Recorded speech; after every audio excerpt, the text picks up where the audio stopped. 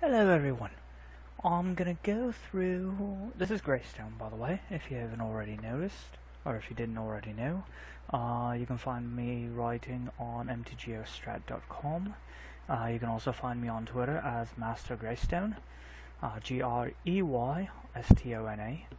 I'm recently just finished playing a match against Stompy with my Hexproof Aura, Pauper match obviously.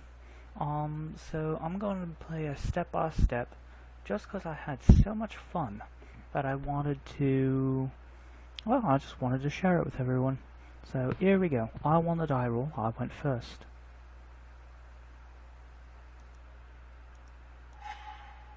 Alright. Speed play.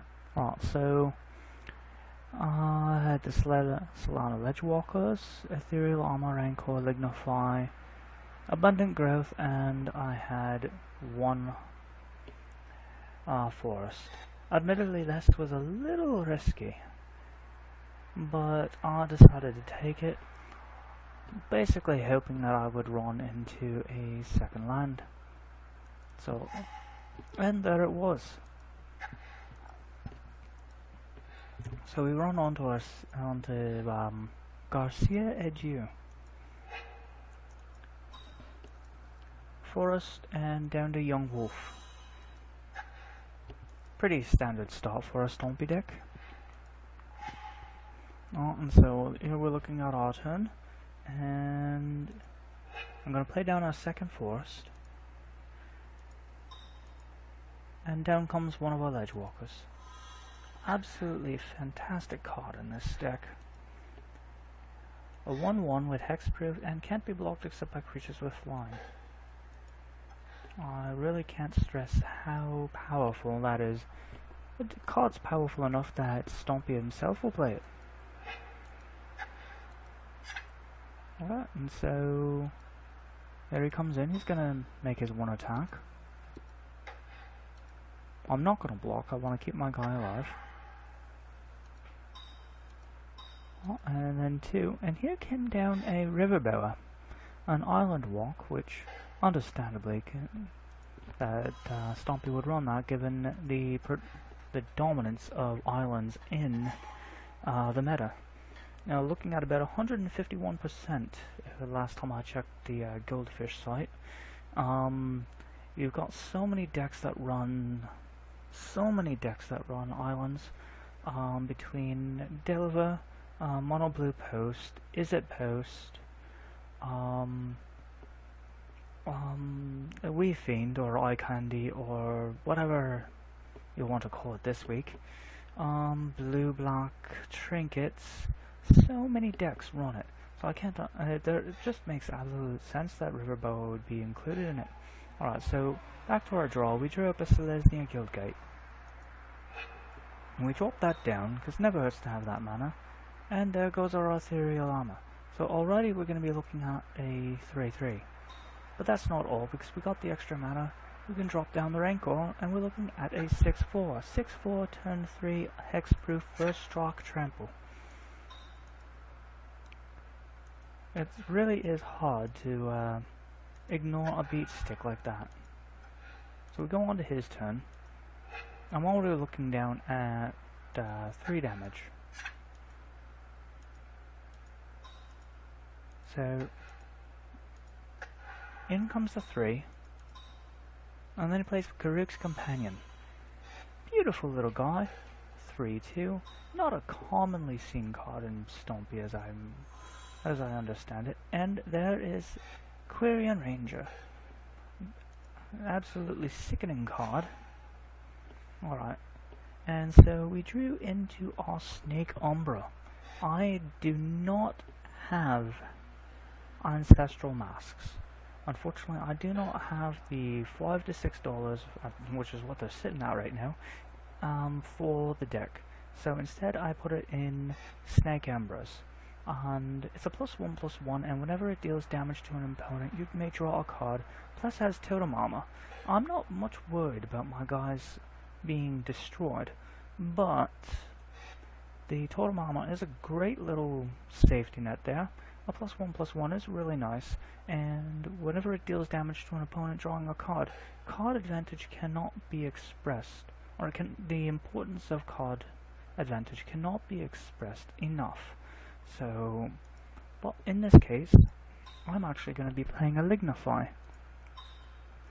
So, you do not see this card played in many decks. I love it though, especially in my Hexproof deck, as it is an enchantment and it is an aura, so it counts for triggering off your ethereal armors, and even if you have a Gnarlid, an aura Gnarlid, because it does count as an aura, but it turns a creature into a 0/4 tree folk with no abilities. So this pretty 3/2 trampler over here is going to go into a 0/4 tree folk, which pretty much removes it as a threat, because I'm sitting here at 16 life, looking at 1, 2, 3, 4, and then 5, 6, 7. I did not want to face that next turn. And so I swung in for 7, dropping him down to 7, and I still had 1 mana left over, so I dropped down the Slippery Bog, so at least we had something to block.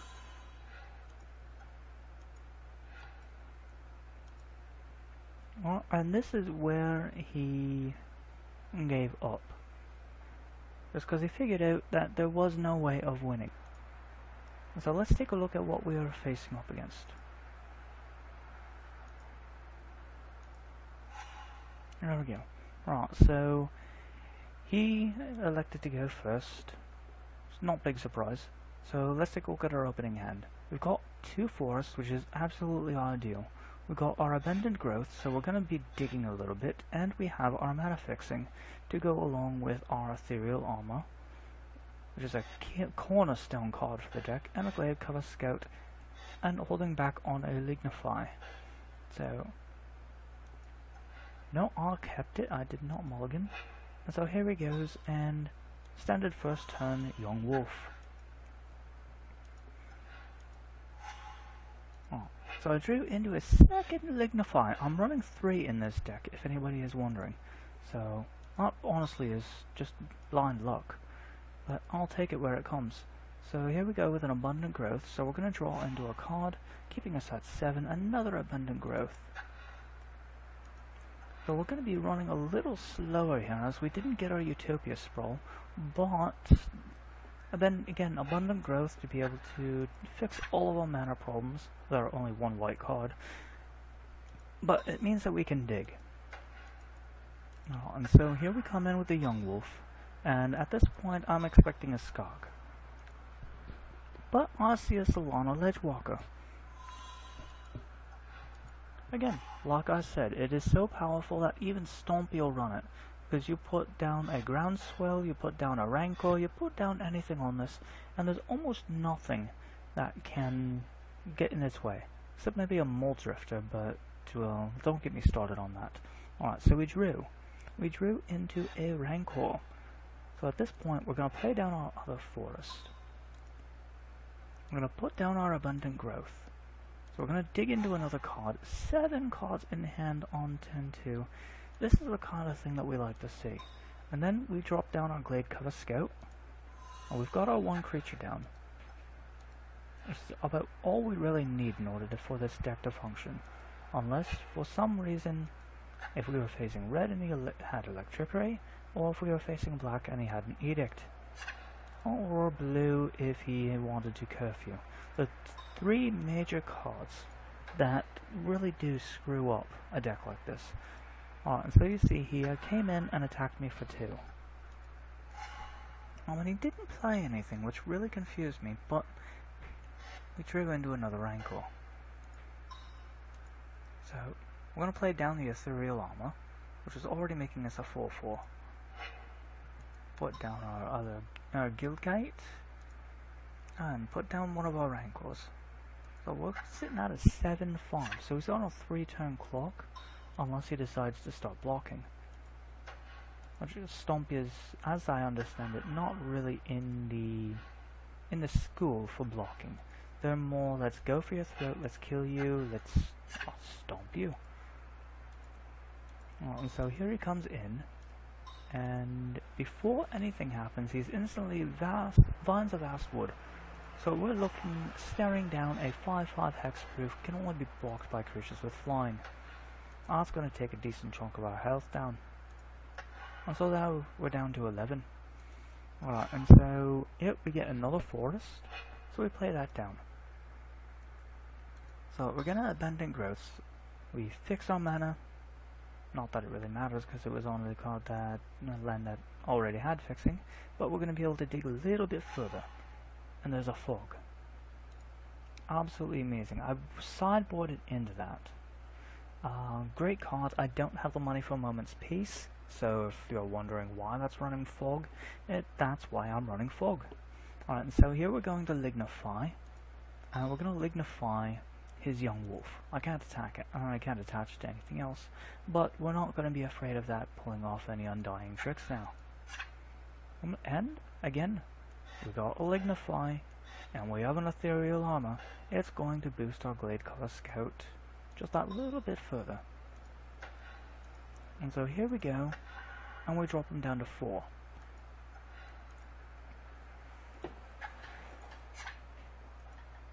And so here comes his turn. He's coming in with the Solana Ledgewalker, picking us down to 10. And there is the Pit Skog. Great value for its mana.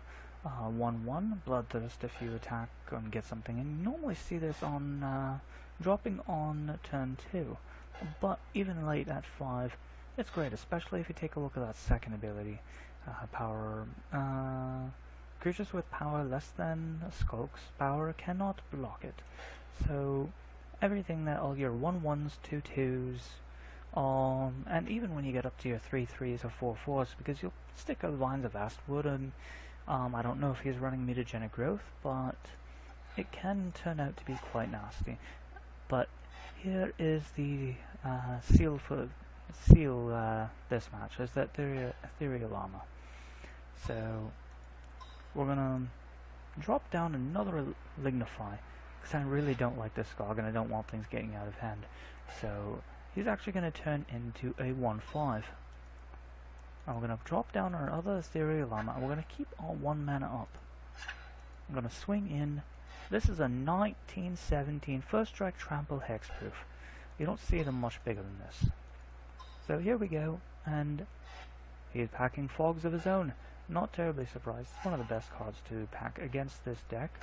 And Stompy being the way that it is, especially given it goes full tilt, is fully expecting its opponent to suck up the damage and then come right back at it with essentially an Alpha Strike.